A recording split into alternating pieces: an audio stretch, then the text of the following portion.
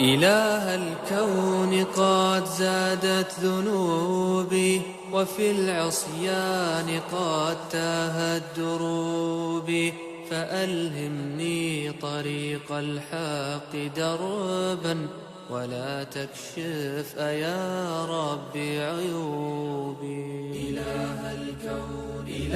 الكون قد زادت ذنوبي وفي العصيان قد تاهت دروبي فألهمني طريق الحق دربا ولا تكشف يا ربي عيوبي إلهي قد غرقنا في هوانا فذقنا من عواقبه الهوانا فجئنا نحو عفوك يا إلهي وجمر الشوق يوقد في خطانا.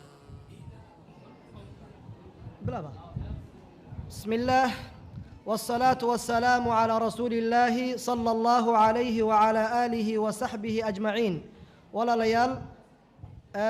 waxaa madashan ama goobtan marti inoogu ah sheekheeni sheekh mustafa xaaji ismaaciil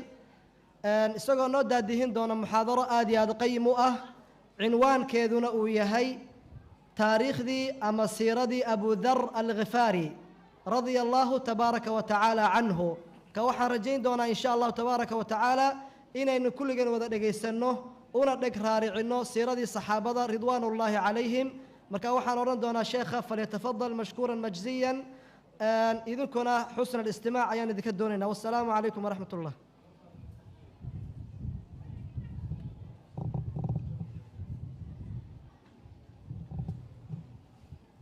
بسم الله الرحمن الرحيم الحمد لله رب العالمين والصلاة والسلام على رسول الله اللهم وفقنا لما تحبه وترضاه وبعد إخوتي في العقيدة درس كان لوgu talagalay inaan mu'tamarkan ka qaato wuxuu ku saabsiisan yahay siirada ama se taariikhda uu leeyahay الإمام أبو ذر الغفاري رحمه الله oo ah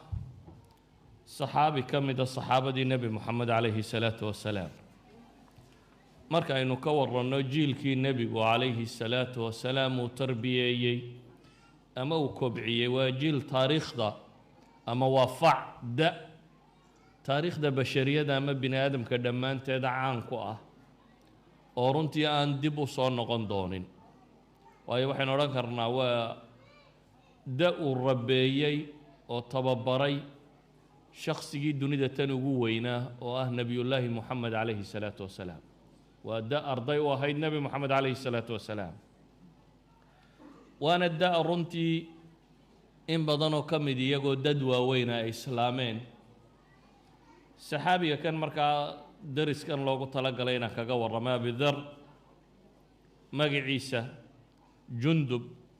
ibnu janaada iyo ibnu junaada labadaba waa la yidhaahdaa waa nin khifaar qabiilka la yidhaahda ka tirsan oo bani kanaana ku jira duuduub ahaan taariikhdiisa waxaynu odhan karnaa sida imaamu dahabi raxmatullaahi calayhi fii siyari aclaami nubalaa uu ku soo aroorinaya wuxuu leeyahay huwa axadu asaabiqiina alawaliin waa kooxdii hore ee islaamtay saabiqiinta loo yaqaano islaamka u soo degdegtay ayuu ka mid yahay waana kuwii ugu dakisanaa ama ugu caqli badnaa saxaabadii nebi moxamed calayhi salaatu wasalaam cilmi iyo aqoonna wuxuu gaadhay inuu fatwoodo khilaafadii abibakar iyo cumar iyo cuhmaanba muftiyiinta wax la weydiiyey ee fatwooda ayuu ka mid ahaa waxaa kaloo uu caan ku ahaayo la yidhaahdo wuxuu ahaa wa kaana ra'san fi الzuhdi wالصidqi wاlcilmi biاlcamal wuxuu ahaa mid madax ku ah xagga dhowrsanaanta iyo suhdiga waraca dunida iyo waxa yaalla uu ka fogaado oo aakhiro qof u go-ay ah runsheega iyo inuu ku camal falo cilmiga uu dhaqangeliyo wuxuu ku sifaynayaa inuu ahaa qawaalan bilxaq laa ta'khuduhu fi llaahi lowmatu laa'im calaa xiddatin fiih waxaa buu leeyahay mid xaqa si dhaba ugu dhawaaqa aan cidna ka cabsan ama ka haybaysan masalada xaq ee uu rumaysan yahay iyadoo weliba adeegna uu la jira buu leeyahay xidda buu lahaa xoogaa kulayla ayuu lahaa saxaabiga kani markaynu saxaabiga kan si dulmara uu tilmaamno waxaynu u qaybin doonaa taariikhdiisa aynu ka warramayno dhowr qaybood inagoo risaala uu qoray imaamu ibnu baadiis min a'immati aljazaa'ir soo qaadanayna iyo rasaa'il culamo kaleba qoreen ugu horrayn islaamnimadiisa haddaynu ka warranno abu dar alkhifaari wuxuu ka mid ahaa dadkii hore uu islaamay taariikhyahanada qaarkood ay ku tilmaamayaanba dadkii ugu horreeyey ee islaamay inkastoo ahlu siyarka rag badan oo ka mid ay leeyihiin afar shantaa hore sida uu axaadiista qaar sheegayaan ma aha waa intii macluumada uu isagu ka hayay uuna wuu ka dambeeyey islaamnimadiisa markaynu eegno laba xadiid baa ugu caansan oo ku soo arooray xadiid imaamu albukhaari iyo muslim baa wada wariyey waa muttafaqun calayh xadiidna imaamu muslim iyo a'immada kale ahlu sunanka qaar ka mid ah ayaa soo arooriyey labada xadiid ama labada riwaayadood ziyaadaad ama waxbay isi dheerdheer yihiin meelaha qaarkoodna waa isku khilaafsan yihiin walidalik baa a'immada qaarkood tilmaamaanba xataa in la jamciyaa inay adag tahay oo baabi tarjiix ay maraan inay riwaayadda imaamu albukhaari iyo muslim warinayaan ay xoojiyaan a'immada qaarkoodna ay leeyihiin waa la jamcin karaa haddaba waxaynu inagu isku dayeynaa inaynu muttafaqun calayhigaa qaadanno ta kalena waxyaabaha qaarkood ka tilmaamno cabdillaahi bnu cabbaas radia allaahu canhu saxaabiga la yidhaahdo maalin fadhiya majliskiisii abujamra wuxuu leeyahay iyadoo majliska la fadhiyabuu wuxuu cabdillaahi yidhi alaa ukhbirukum biislaami abi darrin war ma idinka warramaa abu dar iyo siduu u islaamay islaamnimadii abu dar qiso ah ma idiin sheegaa waa qisa shayiqa runtii dabeetana waxaa la yidhi haaye nooga warran dabeetana ibnu cabbaas baa wuxuu leeyahay abidar baa wuxuu yidhi kuntu rajula min khifaar fabalaganaa ana rajula kharaja bimaka yazcumu annahu nebiy waxaan ahaa buu leeyahay nin ka tirsan qabiilka khifaar la yidhaahdo khifaar waa qabiil dega markaa maka xaggeedan waqooyi soo xigta waxay degaan waddada shaam iyo maka u dhaxaysa waa qabiil ku caan ahaan jiray xoolo dhaca iyo qutaacu ariiqnimada dadkii qabla alislaam ama nebiga calayhi salaatu wasalaam intii aan ilaahay soo dirin way soo xaj tegi jireen dadku waa waxyaabihii xajku ka hadhay diintii nebi ibraahim ka tegey marka waa la soo xaj tegi jiray khifaar dadka boobo oo dhaca ama baad ka qaada bay ku caan ahaayeen reer maka ama qurayshina qolyahay iska muslixi jireen ee waddadooda rixlatu shitaa'i waa sayfka uu mari jiray bay ka mid ahaayeen abidar asliyan wuxuu ka mid ahaa baa la yidhahaa xunafadii xunafadu waa dadkii xaniifiinta ahaa ee qabla nebi moxamed calayhi salaatu wasalaam intaan diintiisu soo gaadhinba asnaamtan iyo waxaa nacaya towxiid raadiska ahaa waayo riwaayadda imaamu muslim uu sheegayo iyadu waxay sheegaysaaba inuu tolkii ka guuray sababtii uga guurayna ay ahayd asharulxurumka inay bannaysteen oo ay ixtiraami waayeen dabeetana intuu ka guuray isaga iyo walaalkii unays nin gabyaayo ay walaalahaayeen iyo hooyadii intay israaceen waxoogaa xoolo ay wateenna kaxaysteen reer abtigood inay u tageen oo abtigii la degeen waxaa kaloo uu caan ku ahaa uu sheegayaa sida riwaayadda imaamu muslim ay tilmaamayso inuu xataa tukan jiray oo markii la yidhi hoose aad u tukan jirtay wuxuu yidhi habeenkii asnaamtan iyo waxan markuu gartay inaanay xaq ahayn ilaaha waaxidkii inuu jiro intaan iska kaca buu yidhi ayaan salaad iska tukan jiray oo wadi jiray uun ilaa iyo marka dambe aan daalo sida khifaag waa kisaaga waa marada yar la huwado kale sidii mara yar aan meelun ku dhaco oo cadceedda kuleylkeedu ay kiciso markaasaa ninkii uu wax weydiinayay wuxuu ku yidhi oo xaggaad u jeesan jirtay markaad salaadda tukanaysay markaasuu yidhi meeshii alla ii jeediyaa un baan u jeesan jiray anuu qiblo gaara ma lahayne halkii alla ii jeediya un intaan isaga jeesto ayuunbaa rabbi subxaana wa tacaala caabudi jiro tukan jiray war baa soo gaadhay isagoo awalba ninka asnaamta necab iyo waxaasi oo dhan ahaabaa war soo gaadhay sheegaya inuu nebi ka soo baxay magaalada maka ah dabeetana wuxuu damcay inuu nebigaasi akhbaartiisa iyo warkiisa raadiyo walaalkii oo ama soo socda ama isagu soo diray ayaa maka yimi dabeetana walaalkii fariin buu soo farayaa war bal ninka soo baxay ee cusub warkiisa baan kaa rabaa inaad ii soo sheegto aad ii keento walaalkii warkii buu dhegaystay ninkii warkii uu sheegayey waa nebi moxamed calayhi salaatu wasalaam ninka la sheegaya warkii laga sheegay iyo wixii buu soo dhegedhegeeyey wuu soo noqday ii warran buu ku yidhi marka wuxuu yidhi ku warramay ee waxaan soo arkay nin akhlaaqda fiican dadka ugu yeedhaya oo hadal leh aan hadalkiisu kii kaahiniinta iyo sixiroolayaashu waxay sheegi jireen wax u eg maaha dee gabaygana isagaaba gabaya ahaa unays oo ay walaalayiin abidar gabayaabuu ahaa gabayna waan ku eegay gabayadii la tirin jirayoo warkuu sheegayaana war gabay u eg maaha riwaayadka qaarkood waxay sheegayaan inuu yidhi nin kuu eeg baan soo arkay ahlu xaq way ishabahaan dee abidar sanam iyo waxaa la caabuday oo dhan uu iskaga tago rabbigii unbuu caabudayey markaa wuxuu ku leeyahay walaalkii unays baa wuxuu leeyahay nin kuu eeg oo sidaada sanamadii iyo waxaasoo dhan iskaga tegey ayaan soo arkay buu leeyahay markii uu u sheegay wixii uu ka soo arkay abidar walaalkii wuxuu ugu warramay abidar kuma qancin wuxuu ugu jawaabay maa shafaytani imaad qancinin buu leeyahay wixii laabtayda gubayey si fiican igumaad warramin ee waxaan u baahnahay buu leeyahay inaan anna tago ee bal reeraha ku sii fillow anna waa tegayaaye abidar qarbadkiisa yaree biyaha iyo ushiisa iyo sahaydiisa yarayd buu iska soo qaatay uu soo baxay wuxuu yimi magaaladii maka ahayd magaaladii maka markuu yimi cid wax ma weydiinin waayo wuxuu ka baqay ayuu leeyahy ibnu xajar markuu sharxayo su-aashaasi in cidda uu weydiinayaa nebigiiba ay u tilmaami weydo ay ambiyaan ama ay run u sheegi waayaan ama isagaba quraysh dhibi ka soo gaadho ama wax kastoo dhici kara buu ka cabsaday saxiixu muslimka isaga riwaayadda ku taalla waxay tilmaamaysaa fastadcaftu aw fatadaacaftu mid baan tunjaleecsaday buu yidhi waxaan sidhi buu yidhi kaasaa kolle iska liito oo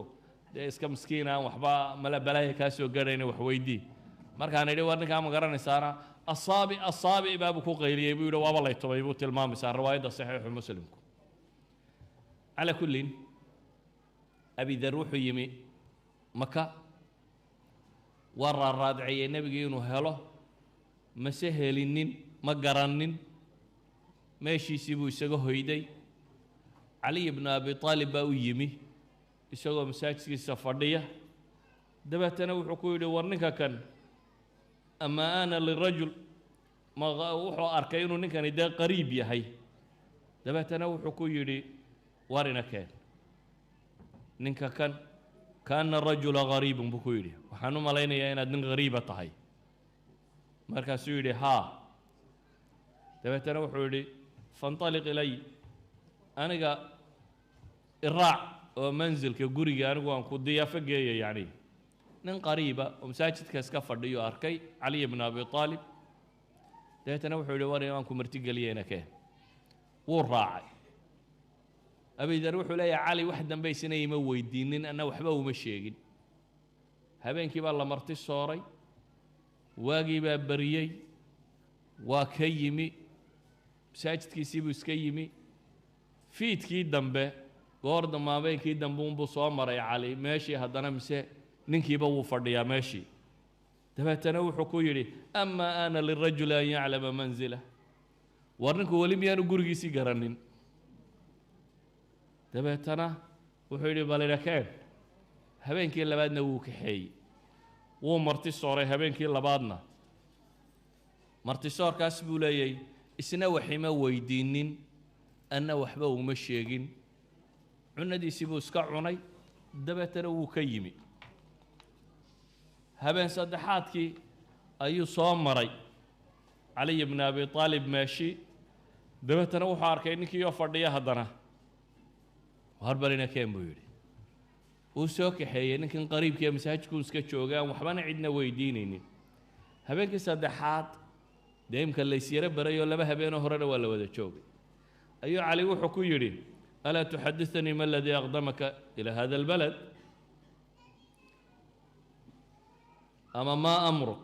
ama wamaa aqdamaka hadihi albalda riwaayaad kala gedisan war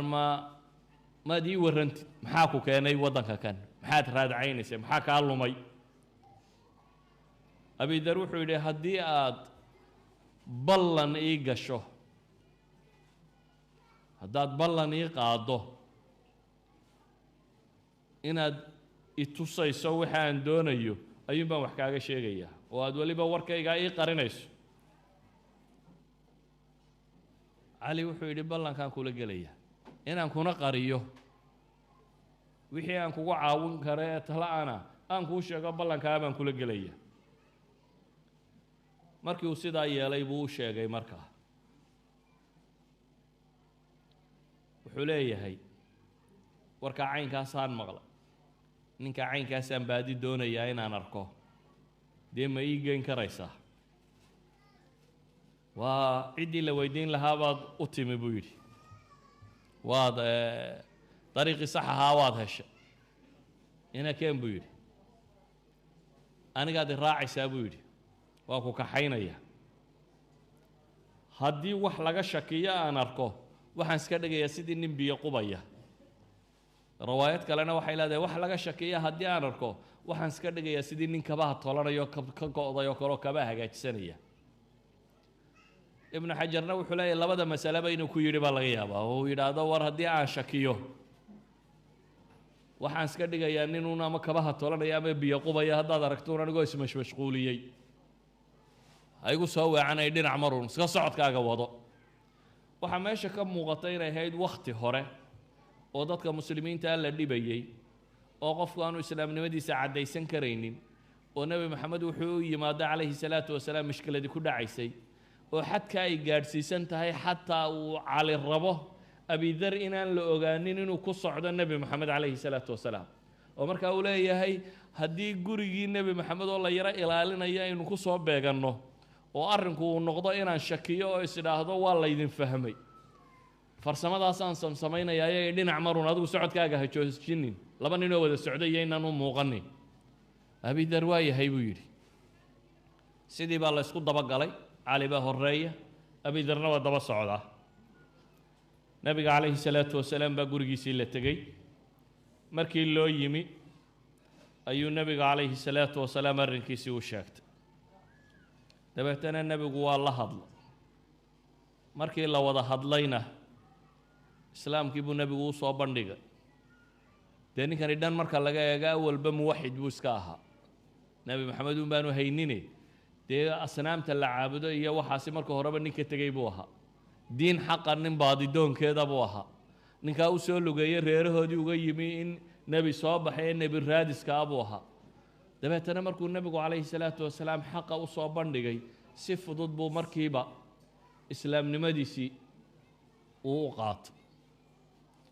kadibna nebigu calayhi salaatu wasalaam wuxuu siiyey ra'yi ah irjic ilaa qowmik tolkaa dib ugu noqo oo u waran oo dacwad iyo diinka gaadhsii oo haddii marka ay ku soo gaadho in aan soo baxnay oo aanu cadowga iyaga ka xoogaysanay markaasi ii kaalay yacni nebigu calayhi salaatu wasalaam khitadkiisa dacwad waxaa ka mid ahaa dadka muslimiinta ee aan quraysh ka dhalanin ee intay yimaadaan islaama ee markaasi uga cabsi qabo in la laayo ama la dilo ama la dhibo inuu lahaa islaamnimadiinna qaatoo qarsada oo ku noqda meelihiinnii oo markaa maqashaanun inaan guulaystay markaa ii kaalaya abidar markaa nebigu wuxuu leeyay calayhi salaatu wasalaam iska noqo tolkaa ku noqo diinta iyo dacwadda u sheeg marka aad maqashay inaan guulaystay ii kaalay riwaayaadka qaarkood baa waxay tilmaamayaan inuu u sheegay in dhul timir leh uu u hijroon doono markaas inuu yimaado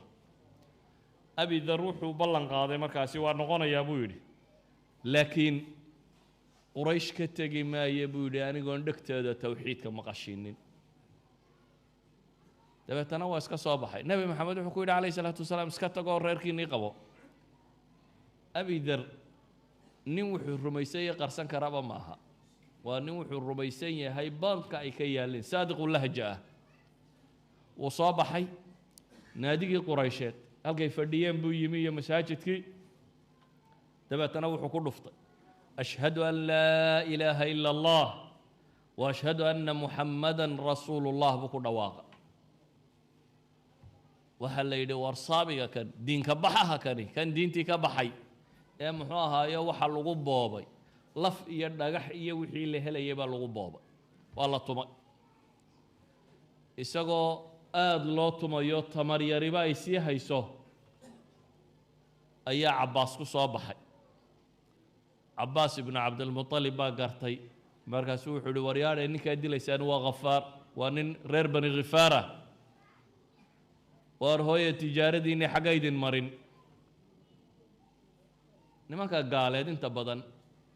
mantaqa economigaa bay ku fakeraan wuxuu intuu tijaaradaada ama lacagtaada ama xoolahaaga intuu yeelayaa intaanu see yeelaynin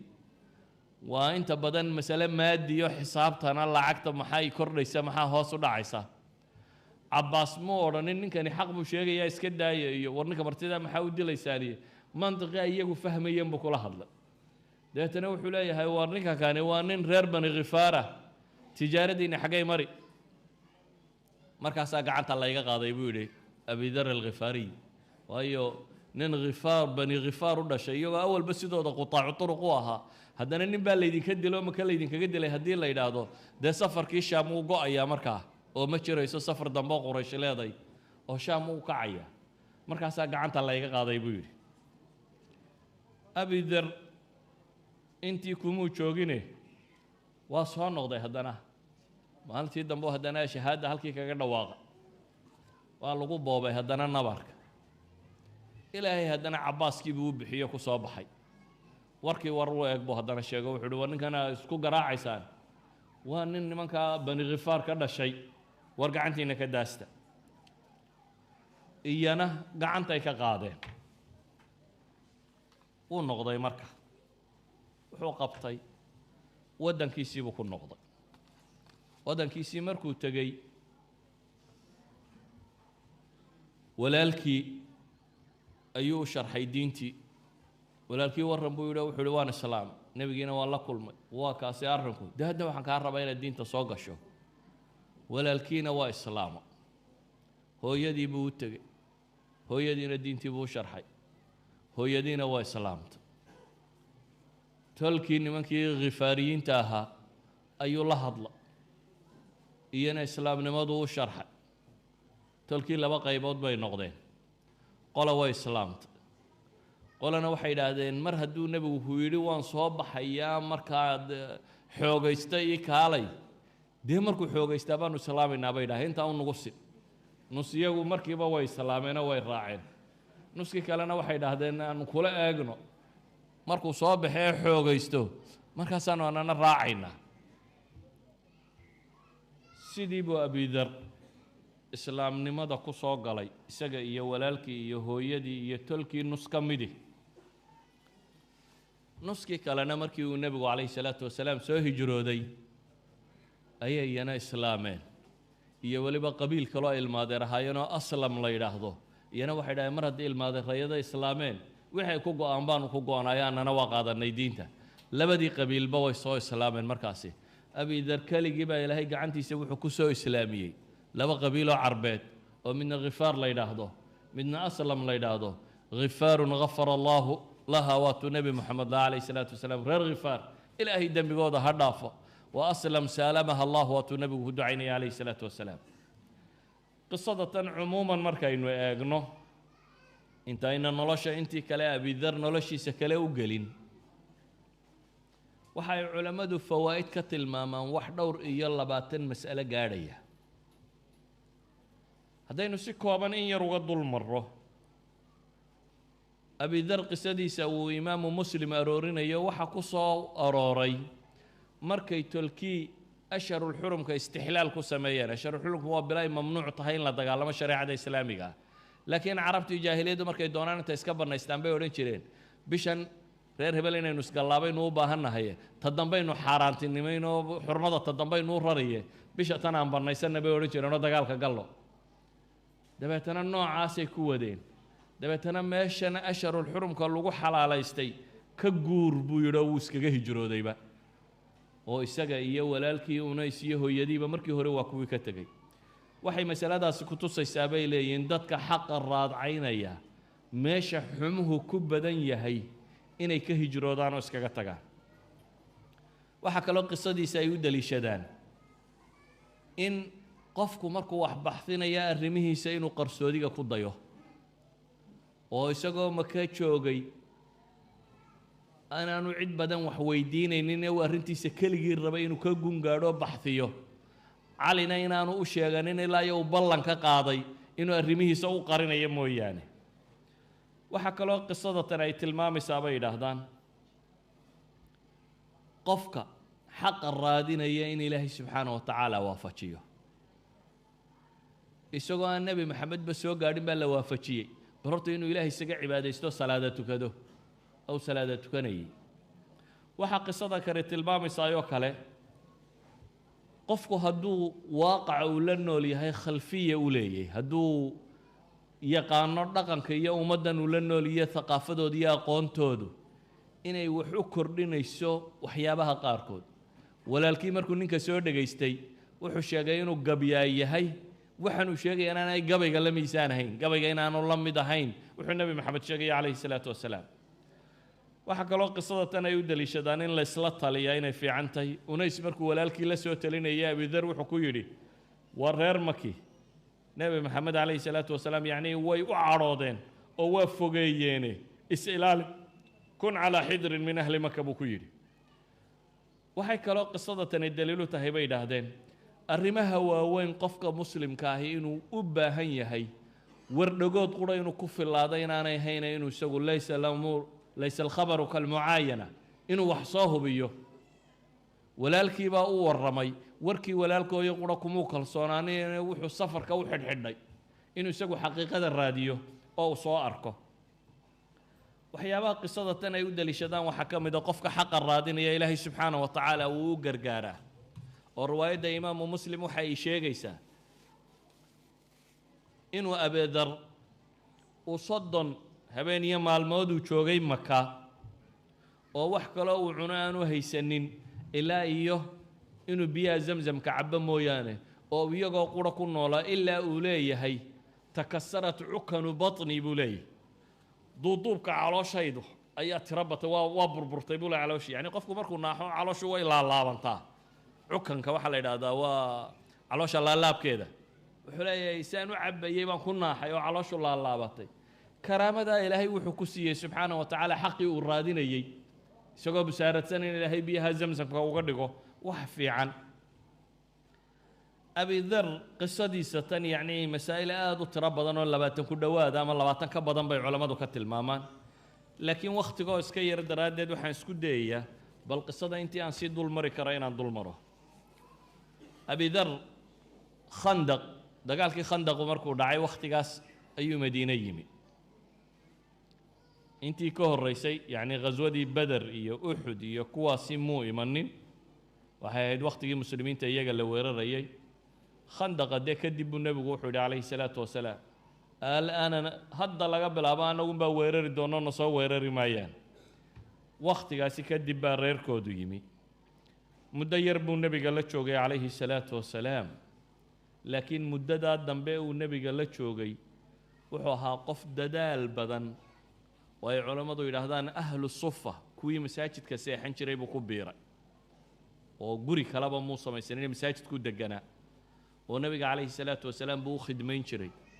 oo wuxuu ahaa arday dhab ah oo nebi moxamed calayhi salaatu wasalaam si dhaba ula noolaaday. waxaa lagu tilmaamaa abidar aqoontu iyo tawxiidku inuu camal dhalaabaa muhima abidar tawxiidkiisii hore ee nebi maxamed hortii uu ilaahay rumeeyey wuxuu keensadayba dee inuu salaad tukado waa ka yidhi 3 sannadood baan tukan jiray isla markaa waxaynu leenahay abidar wakhtigii uu nebiga la noolaa calayhi salaatu wasalaam wuxuu ahaa qof cibaado badan oo nebi maxamed ku xidhan oo ay culammadu yidhaahdaan wuxuu u dhigmayey mansilada cilmiga cabdillaahi ibnu mascuud iyo ragga la midka ah ayuu u dhigmayey baa lagu tilmaamaa ilaa iyo ay ka wariyaan caliy bna abi aalib inuu yidhi abu darun wicaaun malii'un cilma uma uki calayh abi dar waa weel cilmiga laga buuxiyey oo afka lagaga xidhay yacni afka lagaga xidhay dan waa masale aynu xagga dambe ka warrami doono abi dar wuxuu ahaa nimaan dunida hunguri badinay ka haynin xalaal miirada xoolo dhaqasho aan diyaar u ahayn adduunka haysta waxa uu cuno oo qura ka rumaysan mabda ahaan wixii cunnada dheerba inuu bixiyo waanay jeebkiisa u soo hoyanin walidaalik buu nebigu calayhi salaatu wasalaam xadiidka imaami tirmidi uu warinayo sheekh alalbaanina xasan ku tilmaamayo waxa uu nebigu ku sifaynayaa inuu yahay shibhu ciisa bnu maryam mid u eg ciise ina maryamo ahaa siduu adduunka uga zaahiday inuu abidarrina xagga zuhdiga uu kala mid yahay waana ka nebigu calayhi salaatu wasalaam xadiidka isna imaamu tirmidi warinaya sheekh alalbaanina saxiixa ku tilmaamaya ibnu maajana waa warinaya iyo kayrkoodbe wuxuu nebigu leeyahay maa adallat alkhadraa'u walaa aqallat alghabraa'u min dii lahjatin asdaqa min abi darrin riwaayaadka qaarkoodna waxay leeyihiin asdaqa walaa awfa min abi darrin riwaayaadka qaarkoodna waxay ku darayaan shibhu ciisa bni maryam nebigu calayhi salaatu wasalaam wuxuu leeyahy samadu may hadhaynin dhullo korkiisa ma sido ku afkiisa ama carabkiisu uu ka run sheeg badan yahay oo ka oofin badan abidar buu nebigu leeyahy calayhi salaatu wasalaam cid ka run sheeg badan samana ma hadhaynin dhulna ma sido waxaa caan ahayd saxaabada nebiga calayhi salaatu wasalaam dee bini aadan bay hayeen kala gedisan oo qofba miise gaara uu leeyahay wuxuu nebigu ku ammaano gaara waxyaabaha abidar nebigu ku ammaanay calayhi salaatu wasalaam markaa waxaa ka mid ah inuu ahaa qof saraaxo badan run badan tawriye iyo hadalka warwareegga aan ka aqoonin cidna aan ka haybaysan bay yidhaahdaan muranku ama arrinku hadduu khaliifo ay isku qabtaan iyo cid kala toona warkiisu uu toos un yahay si qura wax u sheega warkana runta ka yaqaan buu habaa lagu tilmaamaa waxay culammadu sheegaan marka ay ka warramayaan abidar iyo qaabkii nebigu uu u tarbiyeeyey calayhi salaatu wasalaam saxaabintii waaweynaa ka mida buu ahaa weliba min asaabiqiin dadkii intii maka la isku dhibayay islaamay ayuu ka mid ahaa raggaa saabiqiinta la yaqaanaa waqtu ridda waa dadkii aan ridoobin waa dadkii ilaahay gomadooda islaamnimada uu ku sugay ee abibakar iyo cumar iyo dagaalka la dagaalgalay yacni wuxuu abidar ahaa nin faqiiha oo shareecada islaamigaa si fiican u yaqaana nebiguna calayhi salaatu wasalaam saxaabadiisa markuu tarbiyeynayey waxyaabaha uu ilaaliya waxaa ka mid ah alfuruuq alfardiya waxay culamaa tarbiya yidhaahdaan bini aadamku ma sinna sida faraha maaha ee saasay u kala dheer yihiin gacanta farahu waa si u kala dhaadheer yihiin oo kale ayuu kala dhaadheer yihiin waxay ku kala gedisan yihiin qof walba kartida iyo caqliga iyo dhaqanka alla siiyey subxaana wa tacaala abuur ahaan qaabka loo abuuray walidaalik buu nebigu calayhi salaatu wasalaam waxaa axaadiistiisa caanka ah mas'ala inuu nin weydiiyo uu si ugu jawaabo oo mid kale weydiiyo uu si sidaa ka gedisan ugu jawaabo oo mid kale weydiiyo uu sidaa si ka gedisan ugu jawaabo iyadoo loo eegayo qof walba meesha ama uu nuqsaanta ku leeyahay ama uu u baahan yahay inuu ka koro ama la rabo in laga tarbiyeeyo isaga in laga kobciyo ee nebigu calayhi salaatu wasalaam saxaabadiisa markaas si hoos oo dhiibliya buu u yaqaanay waxyaabaha ku tusinaya waxaa ka mid ah abudar nebigu calayhi salaatu wasalaam qaababku u tarbiyeeyey waxaa ka mid ah oo ay culimmadu soo arooriyaan marka aynu tilmaamno abidar xiddada ku jirta iyo nebigu siduu ula dhaqmay nin kulul buu ahaa baa la yidhaha abudar kulayl leh maalin maalmaha ka mid ah xadiidka bukhaari warinayo ayaa nin khudaamtii shaqaalihii ka mid ah oo addoon ah ayaa abidar caayey abidar baa wuxuu yidhi kii hooyada madoobay dhashayo wuu ku yidhi dabeetana nebigu calayhi salaatu wasalaam yabna sawdaa buu ku yidhi nebiguna calayhi salaatu wasalaam wuxuu ku yidhi yaa abaadar acyartahu biummih war ninka ma hooyadii baad ku cayday buu nebigu yidhi calayhi salaatu wasalaam innaka mra'un fiika jaahiliya buu nebigu ku yidhi nin baad weli tahay jaahiliyadii wax kaga hadheen jaahiliyadani maxay dhaqan u lahayd waxay dhaqan u lahayd aabba isugu faan haddaanu annagu reer hebel nahay ama nimanka ilmo hebel laydhaha faan aabbayaal iyo awowyaal tagoo xabaalaa ku jira in la soo qufoo la isugu faano dabeetana nebigu calayhi salaatu wasalaam abidar markii eraygaasi ka soo baxsaday wuxuu ku yidhi ma ninka kan ma hooyadii baad ku caayaysaa innaka mra'un fiika jaahiliya dabeetana nebigu calayhi salaatu wasalaam wuxuu ku yidhi ikhwaanukum khawalukum jacalahum allahu taxta aydiikum faman kaana akhuuhu taxta yadih falyuطcimhu mima yaأkul waliyulbisu mima yalbas ولا تكلفوهم ما يغلبهم فإن كلفتموهم فاعينوهم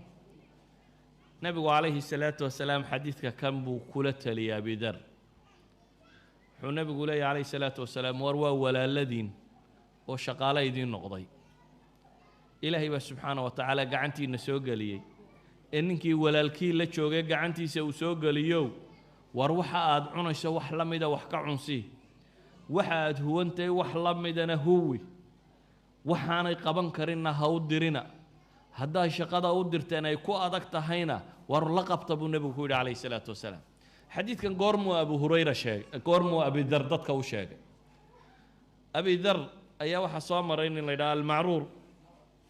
wakhtigii uu rabada meesha la yidhaahdo meeshuu ku dhiman doono markuu joogay abidar ayaa waxaa soo maray ninka kan dabeetana wuxuu soo maray abidar oo xulla sita isku joog xulladu yacni waa maro hoose iyo maro saro isku jooga abidar oo isku joog xidhan oo wiilkii shaqaalehee la joogayna isku jooggiisa la mida uu xidhan yahay dee sida caadadee dadka la yaqaana inta badan waxaa weeyaan ninku maryuhu xidhan yahay isagu ku xaragoonayo kuwa nafsu shaya inta badan inaanu u iibin shaqaalihiisa bay u badantay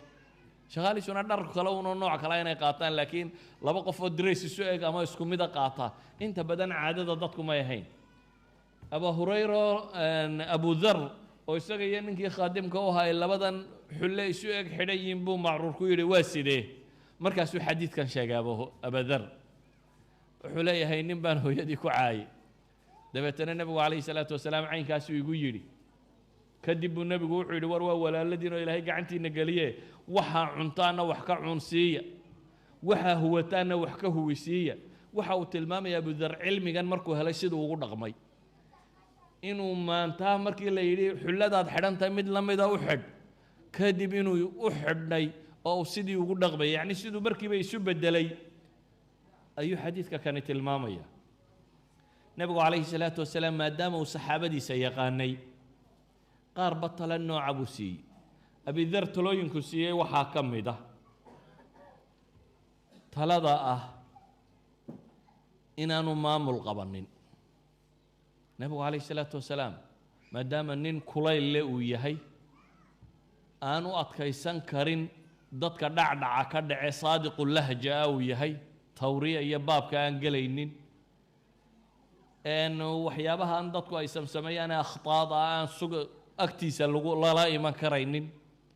wuxuu nebigu ku yidhi calayhi الsalaatu wasalaam abidarow ya abadar inaka daciif ay daciif can mukhaaladati الnaas bay shuraaxda qaar yidhaahdaan war abidarow adigu daciif baa tahay baa la yidhi dadka la dhaqankooda iyo dhexgalkooda iyo mushkiladda tan iyo maamulka rabshadiisa daciif baad adigu ka tahay wainaha amaana wainaha yowma alqiyaamati khizyun wanadaama markuu nebigu ku yidhi shaqo geli buu yidhi ilaahay rasuulkiisa iyo shaqooyinkana dadka u dirayso anna shaqada wax iga dir deetana nebigu wuxuu ku yidhi calayhi salaatu wasalaam abidarow adigu daciif baa tahay maamulkuna waa ammaano ammaanaduna maalinta qiyaame waa khizyi waa dullinnimo iyo murugo qof xaqeeda ku qaaday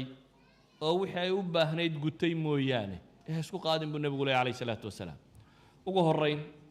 maamul in la qabtaa maqnam maahe waa mas-uuliya yacni maamul inaad qabataa ma aha guul dheeraada iyo sharafti iyo ma aha ee waxa weeyaan mas-uuliyad dheeraada iyo ibtilaa' dheeraada imtixaan dheeraada inaad u baxday imtixaankaa dad yar baa ku guulaysta kuwa ku guulaysta waa calaa manaabirin min nuur alimaam alcaadil dee nebigu calayhi salaatu wasalaam wuxuu ka sheegay maalinta qiyaame ee dadku cadceedda taagaya inuu isagu carshu raxmaanka harhsanayo ninka shaqadaa gudan kara laakiin dadka inta badani waxay ku dhacaan kuwa cagsigeeda oo ah kuwanuu nebigu leeyahay khizyun wa nadaama weeyaan abidar markaa nebigu calayhi salaatu wasalaam xadiidka riwaayaadka qaarkood wuxuu ku yidhi waxaan kula jecelahay waxaan naftayda la jecelay buu yidhi yaa abaa dar innii araaka daciifa wa innii uxibu laka maa uxibu linafsi riwaayadda imaamu muslim warinayo waxaan naftayda la jecelahay baan adigana kula jecelay buu nebigu ku yidhi calayhi salaatu wasalaam ee laa ta'maranna cala اthnayni walaa tawallayanna maala yatiim laba madax ha u noqonin buu nebigu ku yidhi abaadar isaga waxaa lagala teliyey ma aha maamul saroo tiro badan iyo maamul masjid iyo waxa ma war laba qof buu nebigu yidhi laba qof madax ha u noqonin waxaa kaloo lagula teliyey agoon xoolaheedna mas-uul ha ka noqonin agoonta xoolaheedu de in la ilaaliyo oo ilaalinta waxaa ka mid ah in loogu baac mushtareeyo loo koriyo aan waxba laga qaadan abudarra sidaynu arki doonno madhabku rumaysnaa bahashaba waa in la bixiyo in lacagtaba meel la dhigdhiga maaha nebigu calayhi salaatu wasalaam saxaabadiisa wuu kala yaqaanay dabeetana abidar wuxuu kula teliyey inaanu maamul qabanin laba qofna ha noqotee isla markaana inaanu xoolo agoonna mas-uuliyaddeed qaadin casrigan aynu nool lahay dadku wuxuu u haystaa maamulka inay tahay sharaf maahe waa imtixaan imtixaanka haddii ilaahay kaa nabadgeliyo laguma degdego waayo garan maysid inaad guulaysanayso walidaalik maadaamay imtixaan tahay ayaa maamulka qaybo badan oo ka mid ah ayaa ilaahay subxaana wa tacaala jihaadka dumarka waa laga reeba jihaadku waajib idinkuma aha baa la yidhi madaxnimadana waa laga reeba ma aha manzilo laga soo reebay waxa weeyaan waa culays laga dulqaaday alxamdu lilahi rabbi alcaalamiin inuu yidhahdo wey qofkii ilaahay culays ka dulqaadaa abidar madhabkiisa maaligii wuxuu ahaa wuxuu rumaysnaa xoolaha wixii quudka iyo raashinka dheer ee dahab iyo fida ah inaan la kaydinin ee in lala baxo oo fuqarada iyo masaakiinta la siiyo abidar markaa waxaa dhacday wakhtigii nebiga calayhi salaatu wasalaam dee dadku inta badan ahlu sufa iyo noocaas baaba lahaayo cidhiidhi badan baa jira iyo dhaqaalo aad buu u yaraa ee nebiguna calayhi salaatu wasalaam saxaabadiisa raggii waaweynaa wuxuu ku tarbiyeeyey inay fadaa'isha qaataan oo ah in zuhdiga iyo dhowrsanaanta iyo taqashufku inuu fiican yahay walidaalik buu nebigu calayhi salaatu wasalaam abidar buu maalin soo kaxeeyey dabeetana wuxuu ku yidhi abidarow bal buurta uxud ma aragtaa markaasaa waxaa naftayda ku soo dhacday buu yidhi inuu nebigu wax ii diri doono dabeetana wuxuu egaa cadceedda iyo inta bal ka harhsan gabaldhaceedii haa baan idhi buu yidhi dabeetana nebigu wuxuu yidhi uxud in leegoo dahaba hadday gacantayda ku jirto ma jecli in gabalku igu dumo ama habeen saddexaad inay ii hoyato ilaa iyo diinaar xadiidka abu hurayra uu warinayo ilaa diinaar aan u dhigay dayn qof igu leh mooyaane xadiidka abidar warinayana wuxuu ku yidhi ilaa 3 diinaar mooyaane diinaar aan dayn iskaga bixinayo iyo mid aan reerka u dhigay iyo mid aan miskiin ku furanayo ama asiir lagu furanayo mooyaane inuu gurigayga u hoydo ma jecli qaabkaasuu nebigu u tarbiyey abu dar iyo raggii la midka ahaa inaanay adduun dhaqashadeed waxba ku falin aakhiro inay dhaqdaan oo waxa weyn uu noqdo laakiin nebigu markii uu geeriyooday calayhi salaatu wasalaam ee cahdiyadii dambe ee cumar iyo cuhmaan iyo wakhtiyadiisii islaamnimadii baa ballaadhatay dhul badan baa la furtay dhaqaalo badan baa dowladdii islaamiga soo galay dhul badan oo dhul beereed iyo xoolo iyo kunuusa bay heleen dowlado dhan oo waaweyn oo jiray bay qabsadeen dabeetana dhaqaalihii dowladdii islaamiga ahayd aad buu isu beddelay dadkii markaa faqrigii tirada badnaa iyo taqashufkii tirada badnaa wuu ka baxay oo waxaa loo baxay nooc la nicmaystay oo badhaadho iyo barwaaqo lagu jiro abidar laakiin way u cuntami weyn waxaa ugu muuqatay in sunnadii nebi maxamed dadkan ay khilaafeen oo xoolo dhaqasho iyo baabkan loo dhaqaaqay abidar markaa madhabkiisu wuxuu ahaa u arkayey dahabka iyo fidada in la kaydsadaa inaanay bannaanayn dabeetana fagaarayaal badan buu wuxuu ka akhriyey آيات القرآن والذين يكنزون الذهب والفضة ولا ينفقونها في سبيل الله فبشرهم بعذاب أليم يوم يحمى عليها في نار جهنم فتكوى بها جباههم وجنوبهم وظهورهم هذا ما كنزتم لأنفسكم فذوقوا ما كنتم تكنزون آيات إلهي إلهي كوى كيدية ذهب كي فضة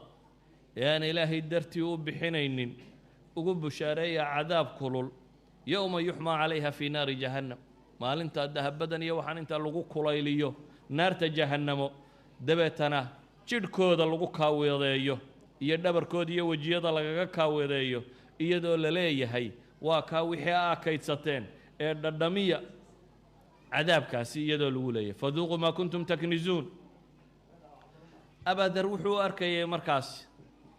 waa kadee alaxnaf ibnu qays xadiidkii saxiixu muslim ku yaalay axnaf ibnu qays waa nin qabiil madax ka ahaa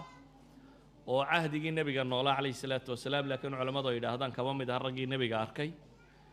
cahdigii saxaabada yimi magaalada madiina marka waa nin mukhadarama wuxuu yidhi waxaan soo galay masjidu madiina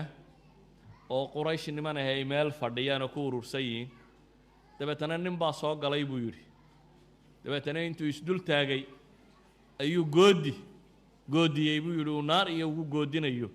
dabeetana aayadda qur-aana buu ku akhriyey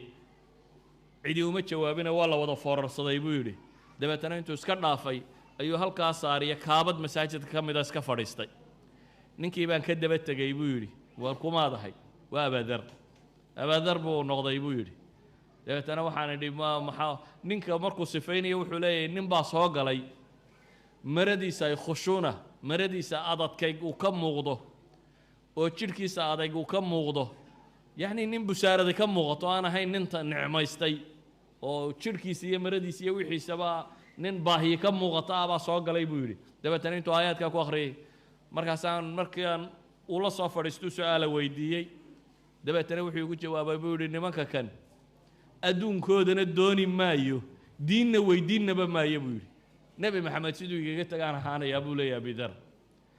abidar masaa'ilkana oo aada ugu adkaaba waxay keensatay wakhtigaa dunidu ay badhaadhaysteen ee barwaaqaysteen saxaabadu ayuu shaam tegey dabeetana isagoo shaam jooga ayuu masaa'ilkan aada u isaareeyey o u kiciyey ra'yigiisiibuu aada u muujiyey dabeetana foqoradii ra'yigiisiibaabay la dhaceen kadibna mucaawiya ka soo ashtakooday mucaawiya markaa barasaab ama waaligii gobolkaasiyabaa soo ashtakooday cuhmaan ibnu cafaan buu waraaq u soo diray uu leeyahay abidar dadkii buu kicinayaa mashkilo dhibtaasuu nagu wadaa dabeetana cuhmaan baa waraaqu qoray abidar uu leeyahay iska soo dir abidar baa la soo diray oo magaalada maka yimi magaalada madiina yimi magaalada madiine markii uu yimina abidar cuhmaan baa la niqaashay dabeetana abidar ra'yigiisii buu istaagay oo caddaystay cuhmaan ibnu cafaan wuxuu ku yidhi aniga wixii igu saabsan waa yeelaya yacni inaan anigu taqashuf sameeyo caynkaa laakiin taqashufkanaad rabtaa buu leeyahy waa fadiila dadkao dhan waajib lagagama wada dhigi karo racyada sidaasi kuma maamulaya buu leeyahy haddii adiga kugu adagtay masalada tani hal actazalt maadba dadka iskaga tegi waa iska tegayaa buu yidhi rabida dabeetana wuxuu ku yidhi meel fog ha tegin waayo nebigu calayhi salaatu wasalaam saxaabadiisii wuxuu ka nahiyey inay reermiyi noqdaan oo dee jamac iyo jamaacada inay ka fogaadaan oo man badaa jafa reermiyinimadii inay dib u gasho dabeetana wuxuu ku yidhi meelaad jamac iyo jamaacada ka soo gaadhi karta tag tuulooyinkan yaryare madiine ku wareegsan tuulo rabada la yidhaahdo ayuu abidar markaa u baxay oo uu ka baxay magaalada madiina ra'yigan abidar dhan marka laga eego saxaabada waxaynu odhan karnaa saxaabada intoodii badnayd ama kibari saxaaba way khilaafsanaayeen waxay u arkayeen maalka qofka muslimkaa waxaa lagu leeyahay inay zakatay hadduu zakada bixiyo inaanu waladiina yaknizuuna dahaba soo gelaynin waxay kaloo u arkayeen haddii ay masale caami dhacdo oo baahiyo caami ay timaaddo imaamka muslimkii wixii looga baahan yahay xoolaha muslimiinta inuu ka soo qaadi karayo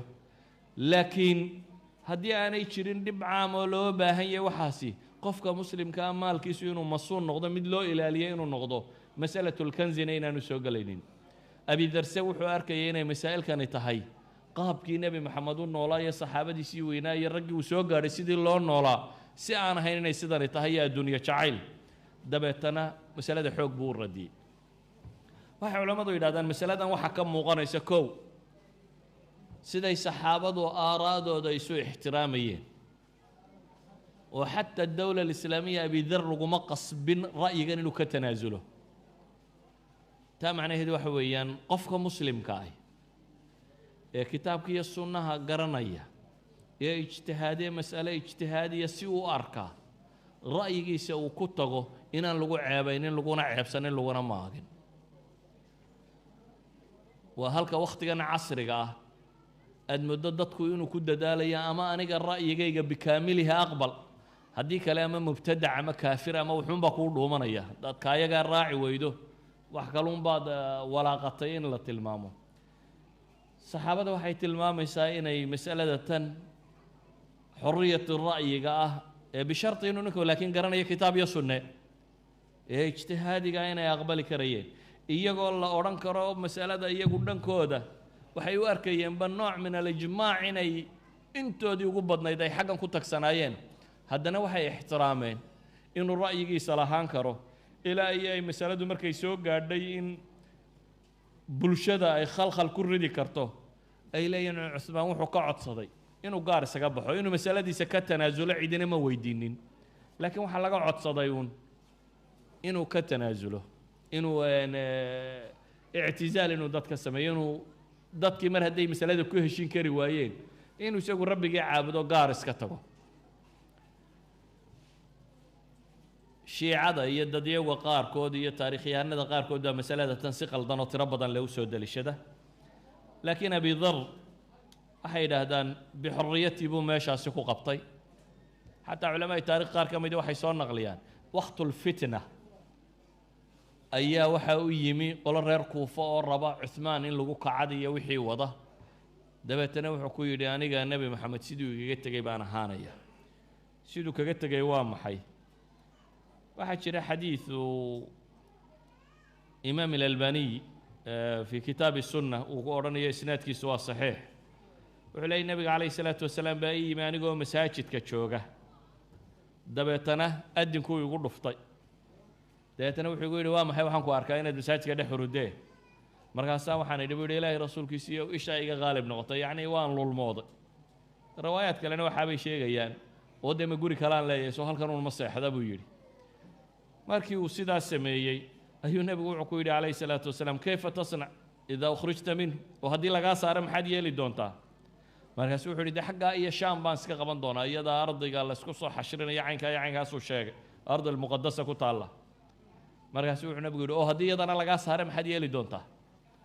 markaasuu wuxuu yidhi dee seeftaydaa qaadana waxbaan iska rabi haddii madiinana layga saaro shaamna layga saaro maxaa hadhay seeftaan qaadana waxbaan iska dhicin buu yidhi markaasuu nebigu wuxuu ku yidhi calayhi salaatu wasalaam ma kuu sheegaa wax kaaga toosnaan badan masaladaa ma kuu sheegaa ayuu laba goor igu celiyey buu yidhi khayrun min dalika waaqraba rushda ma kuu sheegaa markaasaan idhi haa tasmac wa tutiic wa tusaaq kayfa saaquuka buu ku yidhi nebigu waad maqli oo waad adeeci oo halkay kuu kaxeeyaan unbaad u raaci doontaa abidarow dagaalma jira baa la leeyahay saxaabada lama dagaalamaysid sidaa yeel abidar fitankii kama qayb gelin akhiiran abidar wuxuu qabtay rabida wakhtigii waa dhammaadaan u malaynaya mar hadduu sheekhani soo fadhiistaye waxaan ku gebagabaynaynaa abidar keligii isagoo ah oo xaaskiisii la joogo riwaayaadka taarikhda waxay sheegayaan waxoogaa hala ah iyo nin khaadima u shaqeeya inuu ku daray cuhmaan la yidhi halahagaana maal khaadimkaasina ha kuu raaco adiguna halkaagaa iskaga cibaadayso meeshaadaa iska joog tuuladiisi yarayd isagoo iska joogaba ay tiisii timi waa geeriyooday halkii baa naftu kaga baxday gabadhii cid la maydha ama la aastay weyday riwaayadka qaarkood waxay sheegayeen inuu ku yidhi waddadaa idhig nebiga ay sheegay calayhi salaatu wasalaam xadiid culammada badh badan ee ay daciifinayaan laakiin riwaayaad ka mida ibnu kathiir uu isagu xasan ku tilmaamayo waa kii ahaa yamshi waxdah wayamuutu waxdah wayubcaثu waxdah xadiidkii tilmaamayey cabdillaahi ibnu mascuud iyo koox la socota oo safara oo ciraaq ka yimi oo xagga u sii socda baa soo maray gabadhii waxaa tustay waxay tidhi nin baa halkan ku dhintay way u yimaadeen waa kuma waa abaadar baa la yidhi waa markaas buu ibnu mascuud xadiidkan sanadkiisa laga warramayo uu sheegaya calaa kulli xaal ibnu mascuud iyo saxaabadaasaa maydhay aasay abi dar raxmat ullaahi calayh halkaasuu ku geeriyooday sala allahuma calaa nabiyi muxamedin wcala alihi wasaxbi wasalam alxamdu lilahi rabbi alcaalamiin jaza allahu khayran shaykhana sheekh mustafa xaji ismaaciil muxaadarada aadkii aadka u wanaagsan ee uu noo soo jeediyey innagana waxaa leenahay allaha naga dhigo dadkii kuwaana qaata aakhiradooda iyo adduunyadoodana ay u iftiimiso sheekhana waxaa leenahay allah subxaanahu tabaaraka wa tacaala miisaankiisa xasanaadka ha u saaro yowma laa yanfacu maalun walaa banuun ila man ata allaha biqalbin saliim walaalayaal su-aalo fara badan ayaana soo gaadhay laakiin su-aaluhu waxay u badan yihiin su-aalo aan wax xiriira la lahayn mowduuca sheekhu uu ka hadlayey ilaa hal su-aal mooyaane marka su-aashaas ayaan kusoo khatimi doonaa biidni illaahi alkariim su-aashuna waxay leedahay sheekh haddaan doonayno inaan saxaabada rasuulka aan ku dayanno ama aan isku shabbahno maxaanu samaynaynaa ama maxaanu yeelaynaa qofka aan xiisayn ama aan qiimayn saxaabadana maxaad ugu naseexayn lahayd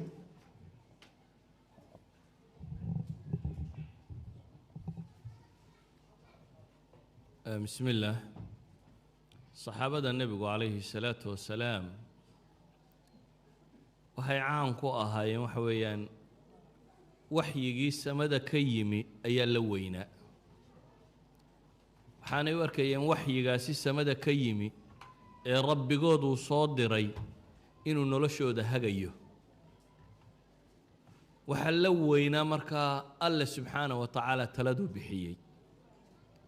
dadka maanta jooga ama dadyow badan waxaa laga yaabaa iyadoo la leeyay ilaahay baa yidhi oo masaladu rabbi inuu yidhi ay caddahay inuu balhaaya aan si kale ku eegnayo caqliga iyo arrimo kale iyo idan waa caqli iyo rabbi laysdhinac dhigayo saxaabadu waxay dadka kale kaga gedisanayeen waxa weeyaan waxay tacdiimin jireen waxaa agtooda ku weynaa ilaahay subxaanahu wa tacaala wixii waxyiye uu soo diray ama qur-aan ha ahaado ama nebiga calayhi salaatu wasalaam sunno loo soo diray ha ahaadee qofka raba inuu ariiqoodii maraana waa inuu qaataa ariiqa ah inay la weynaadaan rabbigii wixii ka yimi uu arko in wax wada saxa oo aan qalad ku jirin oo adduun iyo aakhiraba lagu liibaanayo inuu yahay haddaad qaadato wixii rabbi subxaanahu wa tacaala uu kuu soo diray saxaabadu in la weyneeyo diintay ka mid waayo waa kuwii diintayna soo gaadhsiiyey inagu nebi maxamed maynaan rag calayhi salaatu wasalaam nebi maxamed iyagu tarbiyeeyey oo diinta u sheegay iyaguna dhaqan iyo risaaladii iyo sideeda ah labadaba wayna soo gaadhsiiyeen oo saxaabadu dhaqankoodu hadday qaldamaan ilaahay baa la hadlayoo lahaa waxaa samayseen waa qalad markay saxmaan ilaahay baa la hadlayoo lalahaa waxaa samayseen sax weeyaan waa dad dhaqankooda rabbi uu hagayey dagaallay galeen oo la yidhi waa qaldanaydeen waxbay sameeyeen waxaa la yidhi sax baa ahaydeen nin iyo gabadhii baa war ku wada hadlay oo ilaahay baa samada ka soo warramay oo la leeyahay qad samica allahu qowla alatii tashtaki ilaahay uu sheegayo qowla alatii tujaadiluka fii zawjiha idan saxaabada dhaqankoodu waxay ahaayeen min khilaalihim kuwii laynaga saxay idan dhaqankooda tan qur-aan iyo sunnadu ku soo arooree diintii saxaabadu markaa waa dad qof kasta oo muslima agtooda ay ku weyn yihiin waa bashar min albashar ka mid ah laakiin waa bashar uu nebi maxamed rabbeeyey salawaatu ullaahi wasalaamu calayh iyaguna islaamnimada ku dhaqmay ilaahina subxaana wa tacaala waxyiga ku hagay waxa saxa iyo waxa qaladka mar waa dad mudan in lagu daydo ahna ariiqa aynu u marayno nebi maxamed calayhi salaatu wasalaam ku dayashadiisa inaynu iyaga jidkoodii raacno sala allahu calaa nabiy muxamed jaza allahu khayran shaykhana sida wanaagsan inoogu faahfaahiyey su-aashaas ka timi dadweynaha walaalayaal halkaa waxaa noogu eg muxaadaradii ugu dambeysay ee maanta oo ah maalintii koowaad inta aynaan kicin insha allahu tabaaraka